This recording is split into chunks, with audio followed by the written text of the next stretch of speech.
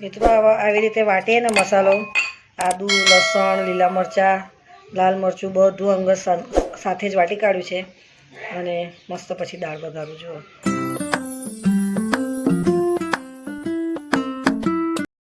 જય શ્રી કૃષ્ણ, રાધે રાધે, જય દ્વારકાધીશ, હર હર મહાદેવ. મિત્રો સ્વાગત છે તમારું મારા નવા બ્લોગમાં. મિત્રો સવારના 9:45 વાગી ગયા છે. તો બધાને ગુડ મોર્નિંગ. ને કેમ છો તમે બધા? મજામાં? બધા મજામાં રહો. દ્વારકાધીશ બધાને સાજા સારા રાખે ને મસ્ત રાખે. તો મિત્રો ચેનલ પર ના હોય તો સબસ્ક્રાઈબ કરજો, વિડીયો સારા લાગે તો લાઈક કરજો, શેર કરજો. તો મિત્રો જમવાનું બનાવવાનું છે મસ્ત. બધું ઘરનું કામ બધું પતી ગયું, વાસણ પાણી કપડાં બધું જ પૂજા બધું કરી લીધું. તો હવે જમવાનું બનાવવાનું છે ફક્ત 3 જણનું, કેમ કે આજે છે ફાગણ સુદ બીજ. તો હા મિત્રો, મારો ઉપવાસ છે. તમને તો ખબર જ છે કે દર મહિનાની હું બીજ કરું છું, પૂનમ કરું છું. તો ફાગણ સુદની આજે બીજ છે, રામાપીર ભગવાનની. તો બીજનો મારો ઉપવાસ છે. તો ફક્ત 3 જણનું બનાવવાનું છે, તો ફટાફટ બનાવી દો જમવાનું. તો ચાલો વિડીયોમાં બનાવી રહેજો. વિડીયો સારા લાગે તો લાઈક કરજો, શેર કરજો. તો મિત્રો આજે ડુંગળી બટાકાનું શાક બનાવું છું. થોડું લીલું લસણ નાખી દઈશ. તો ચાલો બનાવી રહેજો વિડીયોમાં. મિત્રો શાક બની ગયું ડુંગળી બટાકાનું, કેમ કે મારે જવું છે બહાર એટલે ઉતાવળ છે. તો ફટાફટ મેં કુકરમાં શાક બનાવી દીધું ડુંગળી બટાકાનું.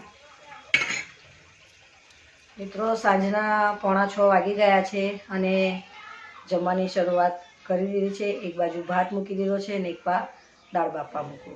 તો ચાલો વિડીયોમાં બનાવી રહેજો. વિડીયો સારા લાગે તો લાઈક કરજો, શેર કરજો. કેમ કે બપોરે હું ઘરે નથી. બપોરે ફટાફટ જમવાનું બનાવીને નીકળી ગયા હતા, પછી બપોરે મોડા આવ્યા હતા.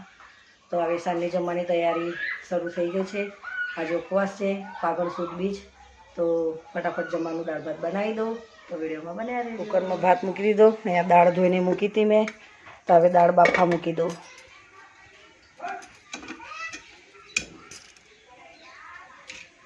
એક ડુંગળી, ટમાટર ને લીલું લસણ છે તે નાખી દઉં એટલે સરસ મજાની દાળ બફાઈ જાય. પછી વઘારી કાઢે. થોડું મીઠું નાખી દઉં.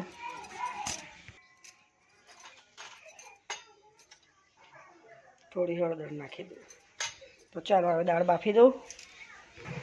મિત્રો દાળ સાથે જ બધું બફાઈ જશે. ડુંગળી, ટામેટું, લીલું લસણ, હળદર ને મીઠું નાખી દીધું છે. મસ્ત બફાઈ જાય. આ બાજુ ભાત થઈ ગયો છે, કેમ કે ઉપવાસ છે એટલે સાંજે તો દાળ ભાત જોઈએ જ. તો જો બધું ઘરમાં કેવું પડ્યું છે. અને એક ટમાટરની ડુંગળી સમારી કાઢું દાળ વઘારવા માટે. અમારા ઘરમાં ડુંગળી ટામેટાની વઘારેલી દાળ ખૂબ જ ગમે છે બધાને. તો ચાલો વિડીયોમાં બનાવી રહેજો. વિડીયો સારા લાગે તો લાઈક કરજો, શેર કરજો.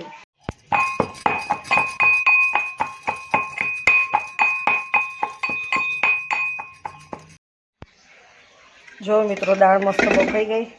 ટમાટર, ડુંગળી અને લીલું લસણ સાથે જ બાફી કાઢ્યું.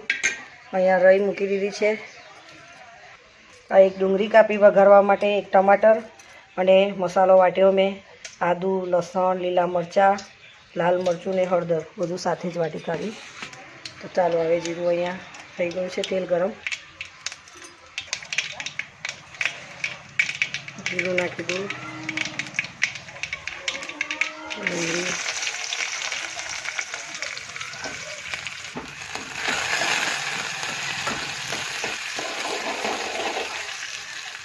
ડુંગળી શેકાઈ જાય એટલે ટમાટર નાખી દઉં અને પછી વાટેલો મસાલો. મિત્રો આવી રીતે દાળ બનાવ્યા છે ને તો ખૂબ જ મસ્ત લાગે છે. મારા ઘરમાં તો આવી દાળ બધાને ભાવે છે, વાટેલા મસાલાની.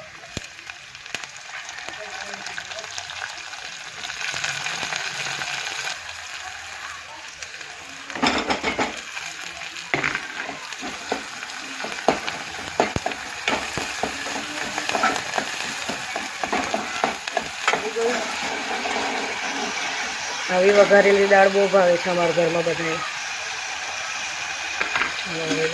દાળ આપણે મસ્ત જાડી જાડી દાળ, ગરમા ગરમ અને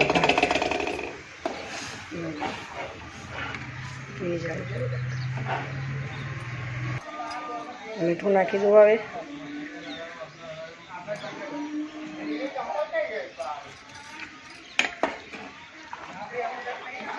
જોઈ લો મિત્રો કેવી દાળ લાગે છે, મસ્ત સરસ મજાની દાળ થઈ ગઈ. હવે થોડું ઉકાળો આવવા દઈએ.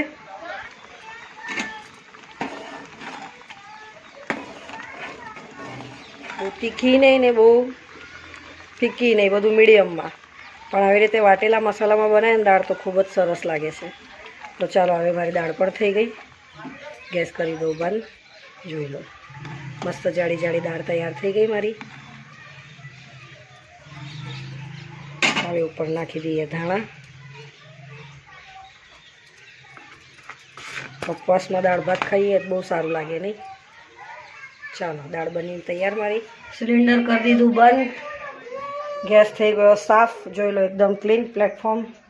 ગેસના વાસણ પણ ધોઈ નાખ્યા, બધું ચોખ્ખું થઈ ગયું ઘરની અંદર. અને જમવાનું બની ગયું. વાગ્યા કેટલા? 7 વાગવા આવ્યા. મિત્રો જો ભાત બની ગયો અને મસ્ત તીખી બી નહીં ને બહુ મોરી પણ નહીં, મસ્ત જાડી જાડી દાળ તૈયાર થઈ ગઈ. જોઈ લો તમે, મસ્ત વાટેલા મસાલામાં દાળ બનાવી. તો દાળ ભાત મારું સાંજનું જમવાનું બની ગયું. ઉપવાસ છે એટલે દાળ ભાત બનાવ્યા. તો વિડીયો સારો લાગે તો લાઈક કરજો, શેર કરજો. સાંજના 7 વાગવા આવ્યા છે અને ઉપવાસ છે એટલે સાંજના જમવામાં અમે દાળ ભાત બનાવ્યા છે. મસ્ત જાડી જાડી મસ્ત દાળ બનાવી છે, બહુ તીખી પણ નહીં ને બહુ મોરી પણ નહીં, માપની દાળ બનાવી અને બીજના દર્શન કરીને ઉપવાસ છોડી. તો ચાલો મિત્રો આજ માટે આટલું જ. ચેનલ પર ન હોય તો સબસ્ક્રાઈબ કરજો, વિડીયો સારો લાગે તો લાઈક કરજો, શેર કરજો. તો મળે નવા બ્લોગમાં. જય શ્રી કૃષ્ણ, રાધે રાધે, જય દ્વારકાધીશ, હર હર મહાદેવ. બાય બધાને.